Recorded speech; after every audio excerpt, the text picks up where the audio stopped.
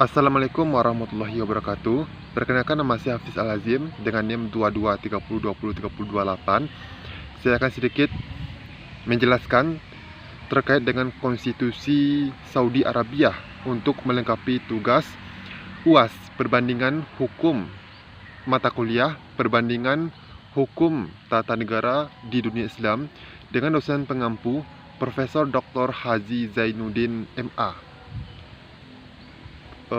Saudi Arabia merupakan sebuah negara yang berada di Timur Tengah. Negara tersebut merupakan negara yang kaya karena di sana penghasil minyak bumi. Selanjutnya, untuk pertama, saya akan sedikit mencoba menjelaskan tentang bentuk negara dari Saudi Arabia. Negara Saudi Arabia adalah negara monarki, yang lebih tepatnya adalah monarki absolut. Kerajaan, walaupun Arab Saudi adalah negara Islam, namun ia tidak menggunakan sistem pemerintahan Islam.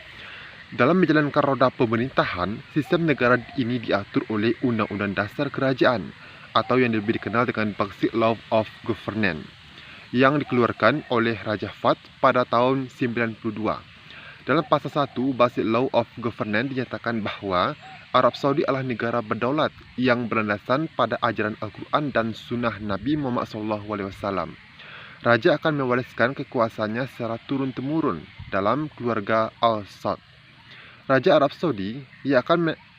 Saudi juga menyandang gelar sebagai penjaga dan pelayannya umat Islam. Jadi dapat kita simpulkan bahwa sistem pemerintahan itu adalah monarki atau raja yang dipimpin oleh seorang raja. Raja akan mewariskan kekuasaannya kepada putra-putra mahkota, dan raja menyandang gelar sebagai pelayan dan penjaganya atau pelindungnya umat Islam. Selanjutnya itu adalah sistem pemerintahan. Berdasarkan Undang-Undang Dasar Kerajaan atau Basic of Law of Governance yang diundangkan pada tahun 92, raja adalah pemimpin tertinggi negara dan juga pemimpin pemerintahan.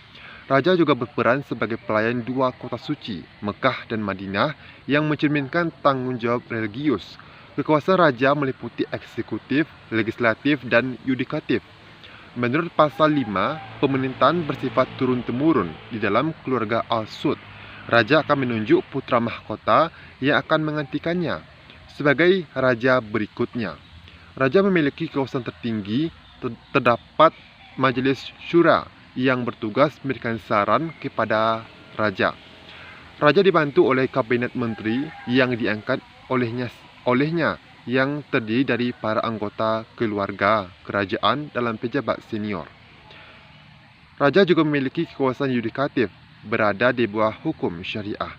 Jadi dapat kita simpulkan bahwa raja ini berperan dalam eksekutif, legislatif, dan yudikatif. Raja akan mewariskan kekuasaannya turun-temurun kepada putra-putranya. Raja memiliki Majelis Asyura yang bertugas untuk memberikan nasihat. Selanjutnya, yaitu pembagian kekuasaan. Menurut Undang-Undang Dasar, pemerintahan mengatur sistem pemerintahan seperti ini. Kekuasaan eksekutif dipegang oleh raja sebagai kepala negara dan sebagai kepala pemerintahan. Raja memiliki otoritas penuh dalam mengeluarkan dekret, membentuk kebijakan, serta memutuskan kebijakan luar negeri dan domestik. Raja dibantu oleh Dewan Menteri. Raja juga menunjuk para gubernur, provinsi, dan pejabat tinggi lainnya. Kekuasaan legislatif, tidak ada parlemen yang dipilih oleh rakyat. Kekuasaan legislatif dipilih oleh raja. Majelis Syura, anggotanya ditunjuk oleh raja dan mereka memberikan masukan terkait undang-undang. Selanjutnya itulah kekuasaan legislatif. Pengaruhnya semakin meningkat dalam memberikan saran dan rekomendasi kekuasaan yudikatif berdasarkan hukum Islam dan Al-Quran dan Sunnah sebagai sumber hukum. Raja juga bertindak sebagai otoritas tertinggi dalam sistem peradilan. Peradilan dipimpin oleh Mahkamah Agung dan Dewan Tertinggi bertanggung jawab menegakkan hukum syariah. Hakim-hakim ditunjuk oleh raja sendiri. Jadi dapat kita simpulkan bahwa Arab Saudi juga memiliki sistem eksekutif, legislatif, dan yudikatif. Selanjutnya yaitu adalah eksistensi syariah dalam konstitusi. Syariah sebagai landasan utama negara. Pasal 1 Basic Law of Governance, Arab Saudi adalah negara berdaulat Islam yang syariah Islam adalah dasar konstitusinya. Syariah dalam sistem hukum Arab Saudi didasarkan sepenuhnya pada interpretasi syariah Islam. Menurut mazhab Hambali, syariah dalam sistem hukum seperti pengadilan syariah yang menangani semua perkara hukum, baik pidana maupun keluarga. Al-Quran dan hadis menjadi referensi utama dalam menentukan hukum. Pemerintah yang berbasis syariah. Pasal 7 Basic Law of Governance memerintahkan pemerintah berdasarkan Al-Quran dan Sunnah serta kebijakan pada prinsip-prinsip syariah. Raja memastikan bahawa kebijakan untuk memastikan bahawa hukum dan kebijakan selaras dengan syariah. Kementerian dan badan pemerintahan lainnya bertugas menjalankan kebijakan sesuai dengan syariah. Peran ulama dalam pemerintahan. Ulama memiliki posisi penting dalam pemerintahan sebagai penasihat hukum dan moral. Dewan Ulama senior bertugas memberikan fatwa dan panduan dalam pengambilan keputusan penegakan syariah dalam kehidupan hukum pidana berdasarkan syariah. Hukum perdata diatur sepenuhnya oleh syariah.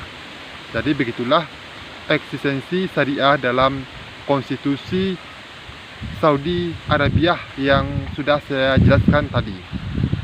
Kita akan membahas tentang hak dan kewajiban warga negara. Hak warga negara, hak atas keadilan dan persamaan hak, keamanan, hak atas kesehatan, hak atas pekerjaan, hak kebebasan beragama, hak atas perlindungan keluarga.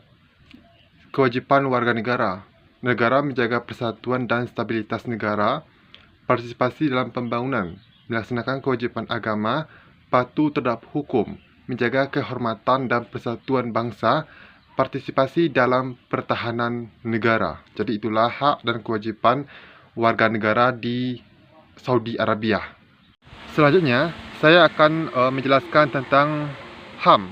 HAM itu adalah hak asasi manusia atau hak yang melekat pada manusia sejak ia di dalam kandungan yang tidak bisa diganggu oleh gugat. Mari kita lihat bagaimana HAM di negara Saudi Arabia.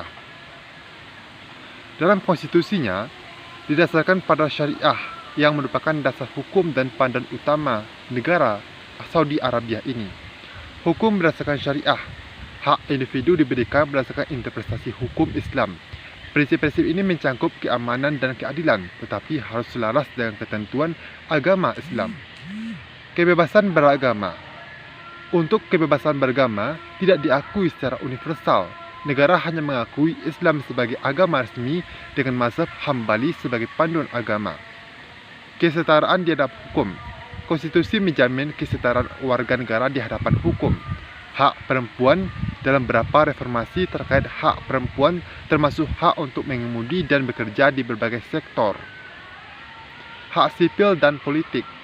Kebebasan berekspresi, pers dan berkumpul sangat dibatasi. Kritik terhadap keluarga kerajaan dapat dikenai hukuman berat. Sistem hukum juga memberikan sistem hukum yang keras seperti cambuk dan hukuman mati. Pekerja migran. Arab Saudi memiliki banyak pekerja migran yang sering menghadapi pelanggaran hak asasi manusia termasuk eksploitasi dan kondisi kerja yang buruk. Meskipun reformasi sistem kafalah telah diperkenalkan untuk meningkatkan hak mereka, namun tantangan itu masih ada.